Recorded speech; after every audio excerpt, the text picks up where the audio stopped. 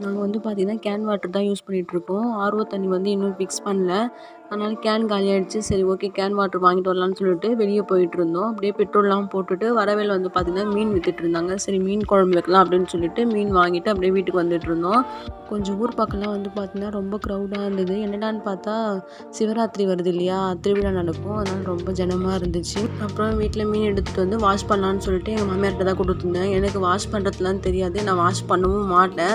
Wash பண்ணுறத பார்த்துட்டா எனக்கு சாப்பிட தோணாது. அதனால வந்து நான் வாஷ் பண்ணுறது கிடையாது. எங்க மாமியார்ட்ட குடுத்து அவங்க நல்லா வாஷ் பண்ணி குடுத்துட்டாங்க. அதுக்கப்புறம் மீன் குழம்பு வைக்க ஸ்டார்ட் பண்ணிட்டேன். இந்த மீன் குழம்பு ரெசிபி வந்து பார்த்தீங்கன்னா, நான் ஃபுல் வீடியோல வந்து ஷேர் பண்ணியிருக்கேன். அதோட லிங்க்க வந்து நான் டிஸ்கிரிப்ஷன்ல குடுக்குறேன். மறக்காம நீங்க வந்து கிளிக் பண்ணி பாருங்க. உங்களுக்கு பிடிச்சிருந்தா பார்த்துட்டு லைக் பண்ணுங்க, கமெண்ட் பண்ணுங்க. ரொம்ப சிம்பிளா செய்யக்கூடிய ஒரு மீன் குழம்பு தான். கண்டிப்பா ட்ரை பண்ணி பாருங்க. ஓகே ஃப்ரெண்ட்ஸ், இந்த வீடியோ உங்களுக்கு ரொம்ப பிடிச்சா மறக்காம என்னோட சேனலை சப்ஸ்கிரைப் பண்ணிக்கோங்க. Thank you.